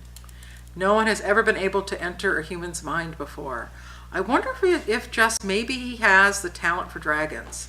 Dany may be fireproof, but she will need Bronn to control them. And I have no idea how these two would meet each other. Great episode. My favorite scenes were with Arya and the Hound. Happy to see Return of the Needle. It means so much to her. And glad to see her put it to good use. My heart bleeds for Sansa. I hope all her pain gives her strength. And Jackie Burgett loved the scene at the end with the Hound and all the King's men. And Arya got her last laugh with the Polliver who killed her friend Lomi. And she got to ride away on her own horse. If she did get a pony. And Larkin Walken, overall a very good episode, but not great in my book. Felt too much like a bridge episode for a season premiere. Was disappointed in the dragons, thought they looked quite fake. Oberyn Martell was even sexier than I remember him in the books. I liked the way he sort of chuckled at Bronn's comment about killing enough people to have become a knight. Okay, so let's talk about that. Did the dragons look fake to you guys, or what? A bit, yeah. They did not look persuasive. They looked good. I thought they were awesome, but I didn't buy that they were physical. The faces and Yeah. eyes to me are. Yeah, but I don't expect a TV show to have highly persuasive visual effects. They're incredibly expensive. So, rule of cool. They were cool looking, but they looked like they were plastic. Mm-hmm. I thought so too. I thought the CG didn't blend as well. It felt it felt a little too crispy, like they needed to be softened or something. They just didn't feel. Yeah, yeah. It felt like it was like they didn't use atmospheric lighting on them. They were just they were just lit with garage shading and direct light, and so it looks like they're in a clean room or something like that, when everyone else is out in the desert. There was no dust on them or anything. Right, They right. didn't look They're very like clean. They were very clean. They didn't look like they were in that environment. Yeah. But they were moving real awesome, and they look Yeah. real great. And so Yeah. it's like I am okay with Game of Thrones having just slightly better than video game quality graphics, and we'll be fine. Yeah, it didn't take me out of the Yeah. scene at all. Yeah. So I don't have Yeah. a problem with it. I don't look that close at some of those. I think the dragons, still look better than what they do with, like, for example, the wolves, which is a total shortcut. Well, the wolves, they were cheating. Yeah. Yeah. Yeah. Because hair is too much money. Exactly. Basically, yeah. But even I felt this way, like Blackwater. Some of the fire effects were, pretty cheesy. It was like a lot of flat composition. But it's like, was there some better dragon fire-based naval battle on TV that week? No. So they're spending $6 million on locations and costumes and acting and all this other kind of stuff. It's like you can't. And visual effects really are outrageously expensive. Yeah, even if they're spending $100 million on 10 hours, nowadays they spend like $200 million on 2 hours. Exactly, and there's like that whole story about The the movie. Life of Pi, where they won all these awards for effects, and the company went out of business just because it's Yeah. that expensive. And so I have a lot of sympathy for effects developers. I do a little of it myself. And Yeah. I'm fucking no good at it, and I give them a lot of credit. For Yeah. getting anything on the screen. They did a great interview with him on NPR about that. I think it was part of the business where they did a story. They went into detail about that story about that company going out of business. Yeah. Basically, because they kept getting asked to redo things, and make it look better and better and better. Wow. Because you get these perfectionist filmmakers, and they. Right. I think when you have Well, when on you The have- Matrix, too, they had a similar problem. right. And Well, and the Matrix doesn't use any Keanu CGI Reeves gave his $35 million to the effects team. and each one got $1 million each. Wow. Yep. Yeah. Because they basically lost their business. But that's doing the because effects. Keanu Reeves is surprisingly cool. And I'll tell you, well, here's the thing: is the Matrix does not have very extensive visual effects. Right. It's all Right. compositions and practical Yeah. photography. Yeah. And that still cost them $1 bazillion. But there's no models, there's no animation. Yeah, there's a lot of That's- supply out there. I don't Yeah. know about the quality, but when they were talking about the company that did Life of Pi, the prices are they're just too low. Yeah. Yeah. Right, and Hollywood squeezes them, and there's a lot of people out there willing to do it for cheaper and cheaper and cheaper. Yeah. Yeah. Because there's a lot of business too. There's all these Avenger movies. And Right. everything. Right. Right. But okay, well, we're going to move on to my segment, which is John and Ygritte and the Wildings. But first, we have a little audio to roll into that. You admit to breaking your vows, then? I do. The law is the law. The boy must die. If we beheaded every ranger who lay with a girl, the wall would be manned by headless men. There's a difference between sneaking off to the Molestown brothel and sleeping with the enemy. While we sit here debating which rules I broke, Mance Rayder marches on the wall with an army of 100,000. Impossible. You can't get 50 wildlings together before they start killing each other. 100,000. He's united the Thens, the Hornfoots, the Ice River clans, the Es Giants fighting for him. Giants. Have you ever been beyond the wall, sir? I commanded the city watch of King's Landing, boy. And now you're here. You must not have been very good at your job. How dare you? There's a band of wildlings south of the wall already. Led by Tormund Giantsbane. I killed their warg and 3 others. They shot me full of arrows. The orders are to attack Castle Black from the south when Mance hits it from the north. The signal for the attack will be a bonfire. Mance said it would be the greatest fire the north has ever seen. That's the truth. All the truth.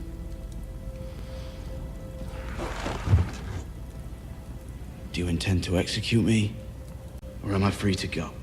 None of us are free. We are men of the Night's Watch. But we won't be taking your head today, Jon Snow. Go on.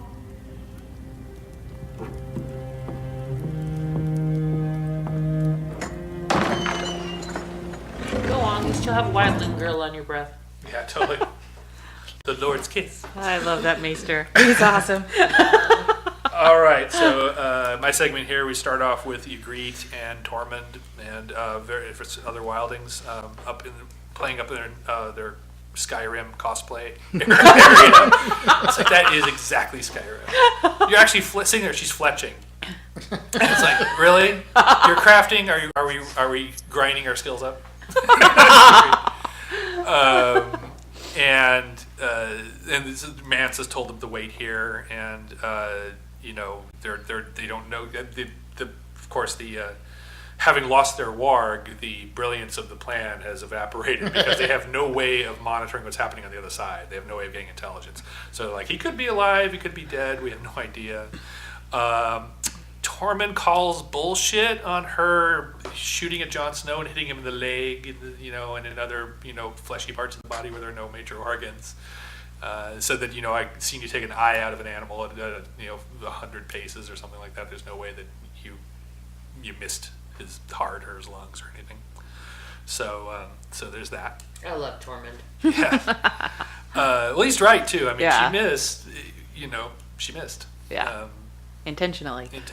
Yeah. Again and again and again. And again. I like this bit, again, just sort of a little bit comparing to the books, because this whole Jon segment is they really sped it up. Like in the books, there's a whole bunch of fights, and he's wounded, and he's dragging his ass, and all this other stuff. And here it's just like, show up and trial, and we're done. So it's kind of nice. So they're waiting there, and then the Thens arrive, and it's like, who are they? Then. when? Right now? No, then. Who's on first? Later.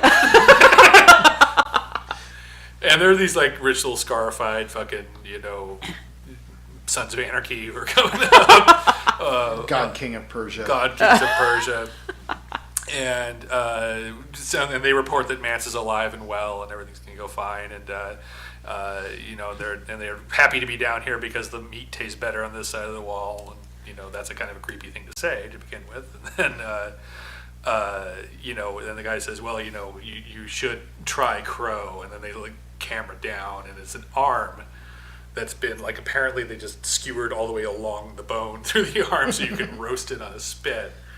And sure, okay, why not? With the hand still on there, just to make sure that this is human flesh. Because that's to hold it on to the spit. Well, the thing about eating human flesh is you never prepare it or dress Right. it. You just jam a piece of body into a fire and cook it right out. Well, see, this is where the show is just unrealistic, because honestly, everyone knows cumin is Exactly. spice to use on human beings. It's just sometimes one? they take me out of the show. Hey, this isn't Dorne cumin. This is the North. We just to use seal piss or something. Maybe some light parsley. Light parsley.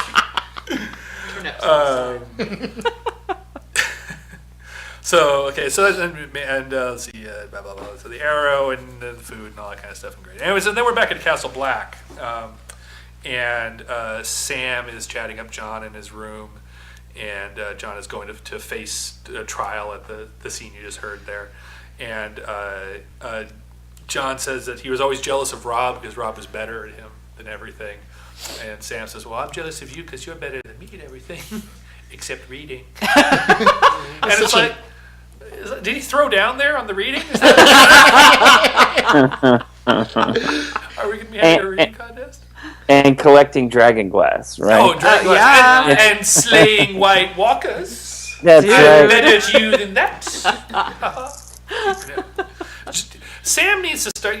This guy needs to ball up. Seriously, Yeah. Because he's done some awesome stuff. Right. Yeah. He's not Torment. Okay, but he's adorable. He's adorable, but he killed a White Walker. Nobody else has done that on planet Westeros or whatever they are. But he's still a virgin, unlike Jon Snow. Oh, unlike Jon Snow, who now knows something. Anyway, so here's Sam. He's and he says, John says, well, they're probably going to execute me, and Sam's like, yeah, well, they're not going to execute you. You haven't done anything wrong. He's like, I've done everything wrong. He's got that like dark action figure. Yeah, like he's a bad boy now. I'm such a badass. For a moment in time, he was replaced by David Caruso. Yeah, totally. I was thinking Christian Bale and as Bruce Wayne. Nice. Oh, there you go. Everything I've done has been bad. That's right. I'm Jon Snow like that. Sapphires. Labyrinth. Thormund. Okay, all right, enough of that. So, so then he goes before the trial. That's what we heard there. And who was there was so I don't have the whole list, but it's Meister Aemon. Janos Slynt was the guy who said, "Oh, you have to die." So this was the guy that Tyrion sent away from King's Landing because he was the commander of the. He was the commander of the city guard, yeah, and right. they rounded up all of Robert's bastards Right. and killed them, and so Tyrion Joffrey awarded him a house for that, and then Tyrion made him take the black. So it was kind of a win-lose kind of a deal. Is that his family gets elevated, but he's got to leave. Does he have a big role in the books? Because there was all these people like, yay, Janos Slynt, and it's just like, who? It's There's like a whole Janos Slynt fan club. He So does weird. not at this point, but he does start to play a role at the wall. Yeah. A Okay. little later in the book, not as big as you'd think from the outcry, but He just stays anti-John for the most yes, part. yeah. He does have one spectacular scene later on that he's instrumental to. And Meister Aemon was there. He's the one who was saying that everyone would be headless, in the card if you Aemon's decapitated. Targaryen. And Sarah Alicer, and then another guy, and I don't know who the other guy was.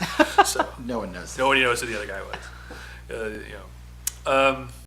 So we get through the trial, and basically, John's defense is, "What do you want? I'm here with a fuckload of intelligence, and that Right. what can I do?" Let's see what else we have there. Yeah, what do you got? You guys still don't have any egret on the fingers and the Yeah, seriously, you guys got nothing going on, and so that's Right. kind of like sets us up Egret for, on the fingers, chicken looking good. It's the Lord's kiss, my love. Oh my god! Right. So that's it. Pretty much sets up John. I think that pretty much knows where he is. He's at Castle Black, and he's evaded the swift hand of justice, and he's ready to go. And no sign of Ghost.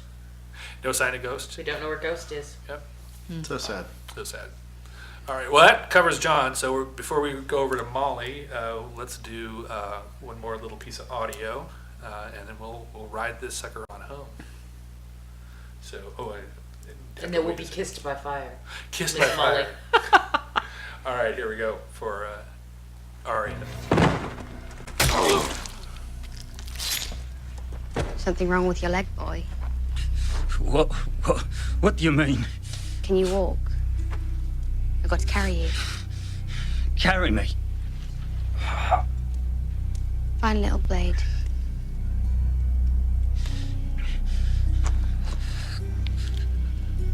Maybe I'll pick my teeth with it. Oh, that's who you are.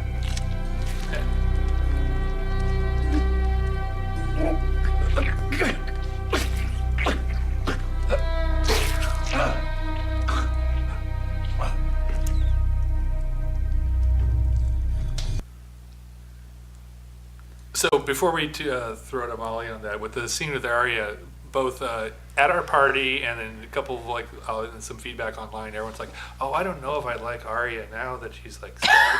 And I'm like, "What the fuck are you talking about? This is awesome. She is. I need a 5-second rant here. She is the only fucking Stark with any kind of balls and ability. Yep. Who's not stupid and who's not weak. It's Arya Stark, and she needs to become more murderous. She just needs to be murdering people. Just murder. There's Stabby Stark. It's her calling. It's her destiny, and she's got a list of people who all deserve it. So what do you want her to not be able to murder? Please. This is how Jason feels about his cat. I know. All right. Anyway, that's that. She's had good mentors. Yeah, and the sad thing is that I actually am going to talk about Daenerys before I'm going to talk about Arya. Molly has Daenerys and Arya, but I wanted to. So it's like, oh, that was a great intro, and now I'm going to skip it. That's okay. We'll all think about Arya while you talk about it. Yeah, we'll be completely sidetracked. Yeah, because Daenerys, it was fun, dragons, but the thing that I got out of this, I was kind of trying to see the theme through the two swords and that sort of thing, and so for me it was interesting that she's got two advisors, and now she's got two sort of suitors who are also leading her army, well, or not if they're gambling. And two dragons are the same size. One is much larger. Right. And Jorah has to remind her, you can't control them. Right. Because the large one gets all food angry and then Dario gives her the two flowers, the red, right, red. Three. It was three actually. Which could be a nod to the three heads. The dragon has three heads. Very good. Now another twist though. When you say two swords, of course, people think of the intro with the two swords. Right. But it could also mean ice and needle. True. Which I think is probably the intent. I well, think it could getting also to that be too. Okay. the scene that they okay. were going to have that the Lannisters interrupted at the at the brothel. Yeah. Two swords. Two swords. Oh! Woohoo! Alrighty. See how clever these writers are? We missed you, Green. Let's go back to this other place. With Danny and Jorah popping up, I couldn't help but laugh at that entire scene where it snaps at her, and Jorah literally, I don't think he walks up, he just sort of levitates up. And this super gravelly voice is like, they're dangerous, you could never tame them. I'm like, is he just hovering around waiting to give fatherly advice? It's like, dude, man. He's such a stalker. Yeah. If she doesn't want you, it's getting a little creepy. If you want to play Alfred, you have to find my cocaine. Because wherever my cocaine is, that's where Alfred is. So, anyway, we find out. We're rolling along. Don't even know how to segue that. Yeah, so we find that she's having a little descent in the ranks, not just with the big dragon, but also with Dario and Grey Worm, who have been gambling since midnight to see who rides next to her, and she's like, you're both jerks. You're riding in the back with the livestock. I'm pulling for baby Barack Obama here. Yeah. I totally forgot about the baby Barack Obama. And then when I saw him, I just started dying all over again, like it's the first time somebody said it. And you can totally see him talking. Someone needs to dub over actual Barack Obama. Oh no. Let me be clear. I also want to point out, they are the most boring. This is not a game that Vegas is going to pick up. No. Talk about let's gamble. Oh, let's do something painful and awful. It's like they're in a fraternity or something. I know, they said they're gambling. Or we can play rock, paper, scissors. I don't know. That's RSI. Oh. I don't know. Anyway. It reminded me of one of those stupid challenges on Survivor. Yeah. Right. And they thought that would upstage feeding dragons. Huh. To get her attention. Alrighty. Yeah. There's like a cow, parts of cows are falling out of the sky. It's look, Dario is holding a sword. Right. Well, that's amazing. So is baby Barack Obama. The both of them. So, what did we all think of the new Dario? I'm okay with him. I would. I'm just glad I don't have to look at the other one anymore. The other one was too uncannily weird and creepy. But I kind of prefer the weird and creepy because at least there was character to it. Yeah, this is a little bland. This is a little bland. I'm gonna have to wait for another episode before I really come down with it. Yeah. I just we'll see. He wasn't bugging me, because he wasn't in her bathroom being all swarmy. He didn't show up while she's bathing with a bag of heads. He was just with her hairdo. He just acted like an idiot with Obama, He's supposed to be schmarmy though. That's okay. So from now on, he's Joe Biden. I wish that would be so much fun. Dario Biden. Yeah. Next episode, they should just swap in Barack and Biden.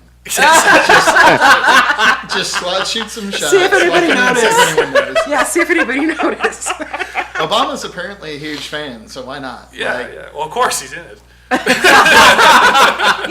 For a president, he talks a lot about liking an awful lot of TV shows and sports shows. Yeah. He needs to get to work. Well, he's on planes a lot. Yeah. Oh, is that what it is? Yeah, they send him the DVDs.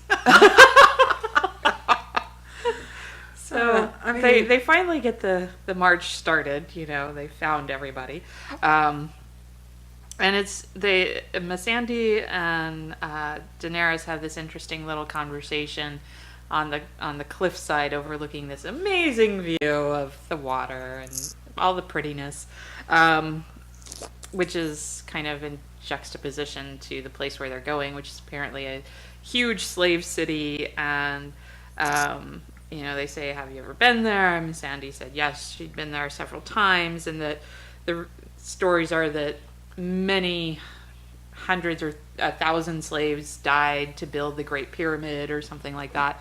So clearly a very slave-driven place. Thank you. Slave-driven economy. Yeah, and so Danny's like, well, you think they're worried about me coming? And, well, if they're smart, and we soon find the answer to that question. But first, we have our lovely new Dario coming up and interrupting with a matter of strategy. And it's, it looks like he's trying to come onto her with the flowers, but it is also a matter of strategy. He's telling them, I think for me, it was a little bit of foreshadowing that she's losing some control. She's got these just massive amounts of people who are following her, but she is completely different from them. She looks different. She's lived a different life. She doesn't know their culture, their ways, anything about them. Right. And he sees this. And so he's trying to tell her, you need to understand what makes these people work, what's important to them, so that they will have a reason to follow you. Right. And so even though it's kind of a come on with the flowers and, isn't that sweet? And, it's like, no, that's actually some really good advice. And if you want them to follow you, you have to become a part of their world. That's strategy. Right. And I thought that was really interesting because it definitely looks like she's losing a little bit of that grip on anything that she was supposed to control. Right. Well, and she's on, because she never had a plan. Right. Right. And back when we were in Karth and all that stuff, it's like, so you're going to get some ships, and you and your 3 dragons are going to go and take over King's Landing and be in charge. That's not going to happen. And how are you going to get from point A to point Z? Right. So now she's going through this training program, basically this certification for being the queen, where she's taking over cities, but she's basically been destroying them and leaving them in her wake. Right. And I think what he's saying is why don't you be the queen of this place and figure it out? Mm-hmm. Right? Because you probably have a better chance of getting the Iron Throne if you start off with a country that you're already running. Right. And then they come up again to the first mile marker they see outside the city, and there's clearly a slave girl crucified on a post pointing the way next to the little stone mile marker. And it's a very distinct message that they don't really give a shit that Right. she's freeing slaves anywhere. They're going to continue to, fight her. And so they offered to, Sir Mormont offers to have the men ride ahead and bury all of them before she gets upon them. And she says, no, I'm going to see every one of their faces and make sure you take their collar off before you bury them. Right. So she still is respecting those girls, and I assume they're girls, but they could be any slave, I like the whole breaker or change thing. It's like it's giving her a purpose that makes some sense. Right. Yeah. Yeah. Which she didn't really have in the first season. It's like it wasn't realistic. Right. Yeah. And on the Game of Thrones wiki, they sum up Meereen as the mother of all slave cities. So, it's like I just clicked on something when you said that too, because she's kind of going through she already went through the transformation that Jamie went through, and that he's going through now, in that she was under her brother's guidance, ownership, right. and indoctrinated into his agenda, and then now she's seeing the world for herself, and she's deciding who she wants to be and what type of queen she wants to be, and what her true priorities are as queen. It is very much like Jamie. Yeah.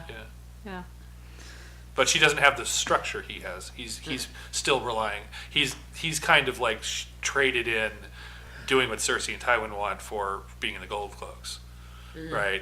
Or the White Cloaks, rather. That's still another structure. That's still another okay, I've got a bunch of rules and that kind of thing. But we'll see. Yeah. So it should be an interesting arrival in Meereen. So moving back to, I think everyone's favorite vignette of the show, Arya and the Hound, and for me, going back to the theme, this was one sword becomes two. There's one sword between them. She's constantly stealing the Hound's weapons to go fight, and in this scene, she gets her weapon back, and she becomes a force to be reckoned with. And not only that, she also it's like you were saying, Danielle, the two swords of the Stark house. Ice is melted down, but needle is found. Right. So that's true. Yeah. Ice yeah. Needle, Yeah. I hadn't really thought about it that way. And on the insider part at the end of the HBO show, the little thing they run, D.B. Weiss indicates that it was absolutely intentional to start with the melting of ice and the end of one Stark sword and end with the one of the two remaining Stark swords being retaken by Arya. Yeah, so we're down one and up one. Yeah. So it was completely intentional. It's a wash for this episode. But this was like the comic relief of the whole episode. Hers isn't exactly Valyrian steel, though. No, but I think there's symbolism. She uses it pretty well. I was going to say, I think there's some blood that's going to flow from it. So, they're riding through the forest and they're bickering and, the lady wants a pony. And it's like, of course you named your sword. Yeah. Lots of people name their swords. Lots of cunts. Well, it's just fantastic. Yeah, this whole thing had just the best dialogue. You're fine with murdering little boys, but you're above thieving? Man's got to have a code. But when it really... salami? Yeah. Fuck the king! Died at that line. The fuck's a lami? That's a valid question. It is a valid question. But, so they're bickering and bickering. They sound like, I don't know, brother and sister or something. But when it comes down to it and she realizes that that's Polliver, that's one of the men on her list that just came out to take a piss from this tavern that they're at. She goes straight down there. She no weapon, no nothing. She's going in that tavern. She's gonna do something to this guy. I don't know, wish him out of existence.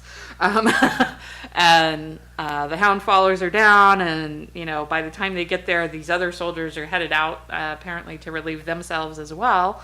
And so he has to go along with it at that point. He hadn't wanted to. He was like, I'm too hungry to fight off these people.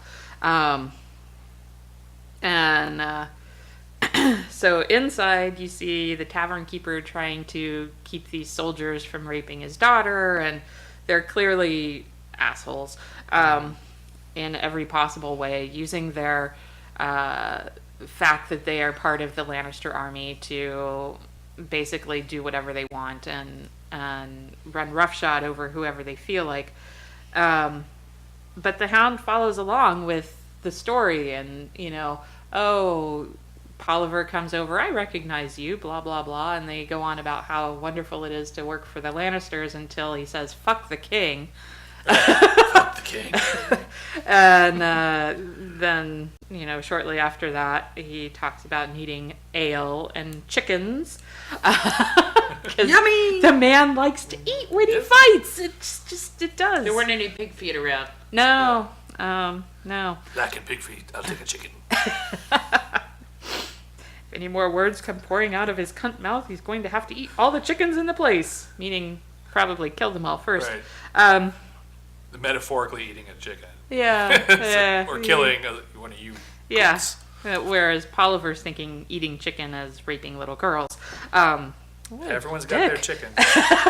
So, as the Hound then proceeds to kill nearly every other soldier in there, Arya is kind of off on the side. She waits for her chance. She takes down one soldier that the Hound is injured, and then she takes the sword and takes down Polliver, gets her sword back, and then kills him in exactly the same fashion that he killed Lami, with the same words. And in the end, she gets her sword back and a white horse to ride on. So this is her first list kill, right? Yeah, I think so. She hasn't killed anybody else on the list. Not directly. No, So I mean she had Jaqen. She had Jaqen kill the tickler. Right. Okay. She had Jaqen, but this is her first. But this is her first kill that yeah. that you could say that she was actively, intentionally like this was not I'm in immediate danger, or this is not like her first kill was almost accidental. Then she had Jaqen do them all. So this one she could have let this one go. And this was total revenge. Total revenge. Yeah. And just how slowly, how you see how skilled she is. Right. It's like, wow, you really were paying attention to those lessons. You had like 3. She practiced a lot. Wow. You really are a natural. Is that or so? And then they ride off with the chickens. With the chickens, with the horses, with. It looked like fun. Yeah. No, I'm very team Hound and Arya. I think. At this point, I think their differences should be behind them. Right. And they should just be, a little team. Well, they definitely seem like she seems to have come around. Yeah. Yeah. On either just calculating he's her best shot to stay alive, or Well, and warming to him. his thing was he was going to sell her back to her family, so that deal is shot. So now he's got to figure out. He probably doesn't want to hand her back over to the Lannisters. Well, I think his plan, like he said in this, was to take her to crazy breastfeeding Lysa. Yeah. In the Vale. Yes, at the Vale. That's the next best thing. I guess. The last relative that might possibly offer some money for her. Yeah. Right. So, do you think the shout out to The Wire was intentional? Well, what was there's been a lot of memes. Man's got to have a code. Man's got to have a code, of course. Straight out of Omar. Yeah, it's a very Omar-like character, and it's an HBO show. They did a couple of shout outs on this. There was a Man's got to have a code. What was it? I missed it, but there was another line that was taken from another show. Huh. No, you're getting the cunt mouth. Oh. Yeah. That's from Deadwood. Yep. Right. So the Hound is getting all kinds of Wire and Deadwood. Yeah. I think probably. Huh. Yeah. No, I thought it was good. I thought the way Arya had matured from the end of last season to the beginning of this season was good. Uh-huh. There have been definitely. I mean, obviously she's grown as a human being, but I think also the character has matured in a good way. Well, and they're using their clearly rapidly accelerating Yeah, what do they feed those kids? It makes anyway? her more physically menacing because she's Right. taller now. Yeah. Right? She's like somebody. Like when we started off with Arya, she was a little girl. Right. There was absolutely no reason to be afraid of her at all. Yeah. Now she's somebody who feels like you feel like she can really defend herself. Yeah. So that's pretty cool.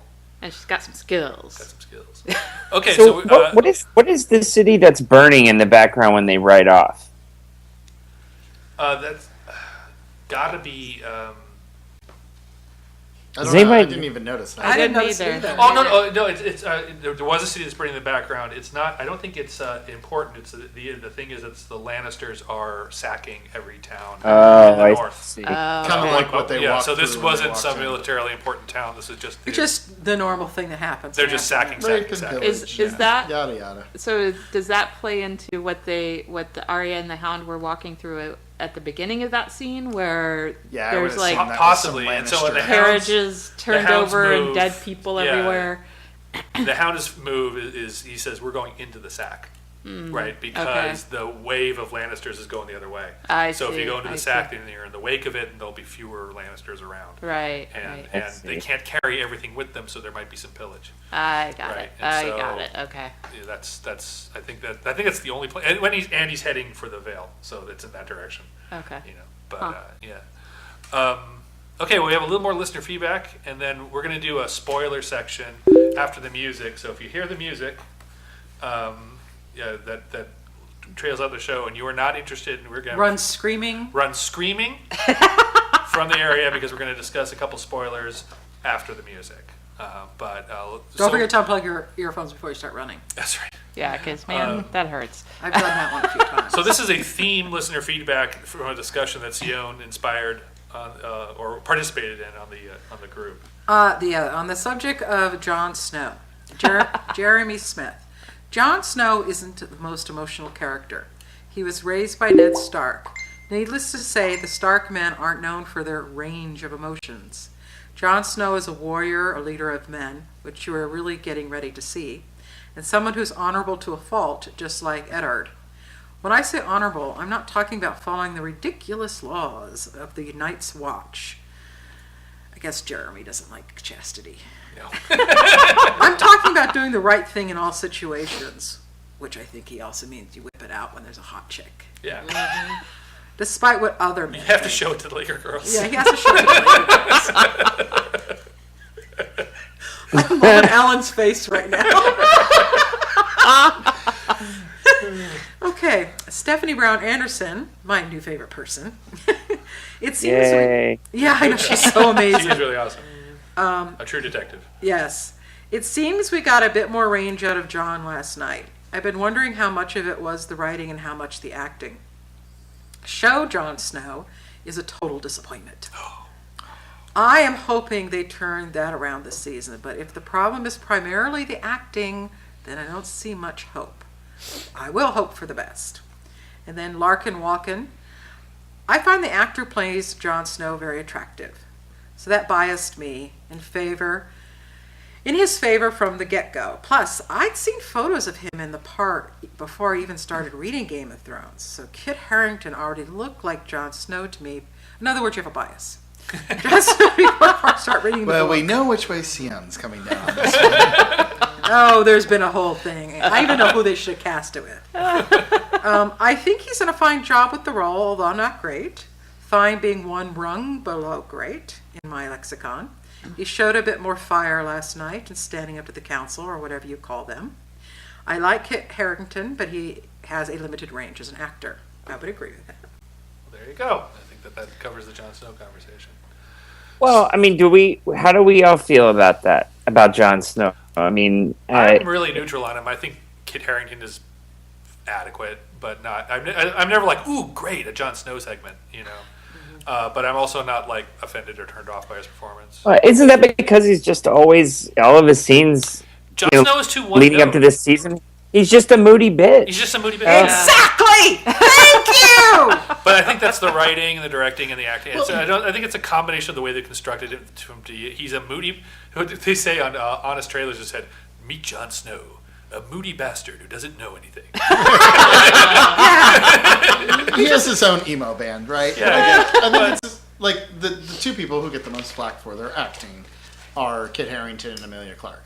Right. They also play the two characters that are on the traditional hero's journey. And Peter Dinklage's Right, accent. exactly. Right, and which means that they are limited by this rail. And it's just like with Jon Snow, like even when you read the book, he's kind of like it's just kind of a boring thought process. The storyline's not bad, but he's not. I think you've nailed it there. It's the traditional hero's journey makes you a boring person. Pretty much. Luke Skywalker is as boring as Harry a bag Potter. of hammers. Harry Potter is as boring as a bucket full of doorknobs. I mean, they all are. All the traditional heroes. And that's why you have Han Solo. That's right. And Calrissian Tyrion gets to be Han Hermione Solo. Granger and all these characters, the supporting characters who are awesome. Right. Frodo is dull. Right, who's Right. kind of Gollum is incredible. Gollum's incredible. Yeah, Yes. exactly. So I think that's where we are. The problem is that he's a Frodo without a Gollum. Yeah, I think Sam's supposed to be. Sam is supposed to be a Sam. He's supposed to be a And- Sam, but they're split up and just this and that. Yeah, So I mean, we'll I see. think the other thing too is that they also picked young, pretty people, and the rest of the cast is pretty ridiculous in terms of talent. Yeah, Right. yeah, true. I mean, he's not Peter Dinklage, right? Basically, He's not- I'll just. he's not- like 23. I have made this clear before. I'll make it clear again. They should have cast at the time he was doing Borgias, where he was just languishing. They should have cast Francois Arnaud. Yeah, I actually kind of agree. I He's think 6'2". He has incredible range of face. Yeah. He is hotter than anything. He knows nothing. And he has the curls. He looks like well, Jon Snow. they put yeah. for here he is. And the thing is that he's so hot. The problem is that he would have. Remember that this guy is supposed to be kind of submissive to Rob, and Francois Arnaud would have completely overwhelmed Rob. You would have had Right. to have gotten like No, not if I directed him. I would have told him how to hold back. no, because Rob is and like just keep it up your sleeve. Rob like is you have a secret. dopey mopey fopey. And so this guy would have, it's like you have Billy D. Williams, No, and, no. I think he would have overwhelmed it. This character has to be a powerhouse actor who has full range. I don't disagree. I'm just saying then you'd have to cast Rob with somebody like Harrison Ford or something like that. Well, what's wrong with that? Nothing. I'm just saying. It's But we the only- do need to remember that Jon Snow is supposed to be a 16-year-old boy. Well, he looks Right. kind of young. You know what I mean? No, I'm This- just this not Jon talking Snow is clearly I about think the there's a actors. lot of I'm the- Sion the- ulterior motive in this. I really have some things I'd like to say to this young man. I'm sure you In would. private? No, it's okay if it's on a set. I can make a fool of myself. I'll just get a glass of wine and longer blonde hair and call myself Drunk Cersei. Shit I can get away with. Hey, at least it wouldn't be me trying to fuck my brother. Right. I think we've gone Jason off. would I think we've gone off Jason the would points love it. a little How about bit. the Cersei dresses? Did that work for you? Little Cersei dresses? I don't know. That's not that's Alan's thing. Yeah. I like Yara Greyjoy. That's my thing. Get all covered up and all butch No, looking you get one of those little butch Yara Greyjoy outfits and we'll talk. and go menacing. Yeah, get menacing. Get a knife or That's two. my thing. Little knife. Alan Go, is and like we'll go rescue completely your brother rad. and everything. Go rescue my brother. All right. Women have interesting relationships with their brothers in this show. On TV a lot lately. Actually, it's getting weird. Well, they did on the Borgias too. Borgias and everything It's a lot of else. copy. It's a lot of incest happening everywhere, and True Detective and It's like a zeitgeist. everywhere. All right, boys and So girls. glad we're not involved in it. But look how hot he is. Oh, my Francois. That's He's French Oh Canadian. my god. Spoilers, please. All right, I'm calling it so we can get to the spoilers. So until next week, of course you named your sword.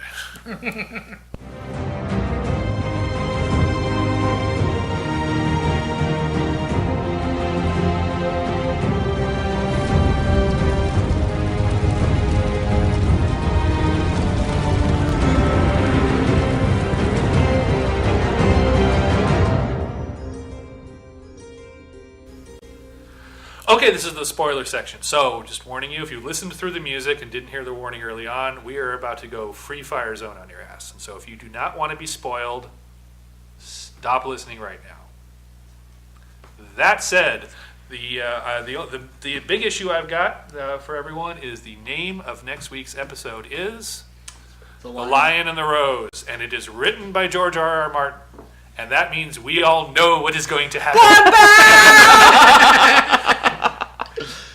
But it's a happy bloodbath. It's a happy bloodbath. This is going to be yay. awesome. I actually don't think the fan base is going to know what to do with itself. No. So will there be cake? I feel like they should do reaction videos, but it's going to be weird. So let me shout out to our good pal Aaron over at Bald Move, he did the spoiler section, and he is to this point, and he's read the books and blah blah blah, and to this point, even he is like, there is no way they're doing this before the 4th episode. You know, it's like you can't fit it in the thing, but it's like it's absolutely happening. No, it's verified. Week. It's out there. It's out there. It's totally going to happen. But I don't mean that. I mean, Aaron admits that it's going to happen, but it's more like, how can you possibly put this in episode 2 that's unhinged? Right. How the Purple Wedding? How can you possibly do it? And I think it's because they pumped up the action for what comes after it.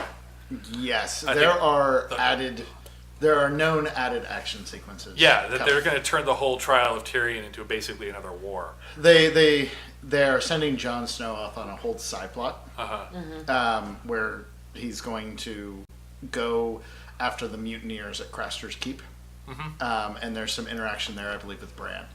And so, like, there's going to be some action sequence. They said they've added a lot of action sequences. That's one of them. But that's good because it feels like they actually took some action sequences out, getting Jon back to Castle Black. That's right. And actually, so they're trading that up for action after, before the. And in Jon's storyline, there's actually 3 battles. Right. And it's basically going to be one. One big one. In the books, Jon's storyline, he goes back, and the wildlings attack from the south, and he helps fend them off. While still under indictment. Well, yeah, but they haven't really gotten... All the people that are going to indictment haven't come yet. Right. And then there's the attack from the north that comes after that, and Jon helps fight them off, and there's a huge battle there, and Jon basically passes out, and at that point, he basically gets arrested, and they send him off to treat with Mance Rayder and to assassinate him. So under a guise of peace, they tell him to go kill Mance Rayder, and at that point, when he's kind of like deciding what to do in the camp, that's when Stannis sweeps in and wipes out Mance Rayder. So there's actually 3 battles, and it's all going to be. They're all compressing it into one, into the 9, biggest fart the North has ever seen. Into the biggest fart the North has ever seen. That's the biggest fart the North has ever seen. A Sharknado size. So I like that because I remember reading through the book that it's like, this is too much little action. It's a lot of battle. It's a lot of battle. He's like, battle trial, and it's like they condensed it together, and this is gonna be awesome. So yes, next week. So what I'm looking forward to is the reaction videos. When people did the Red Wedding thing, like book readers just turned their little cameras on as their friends were watching.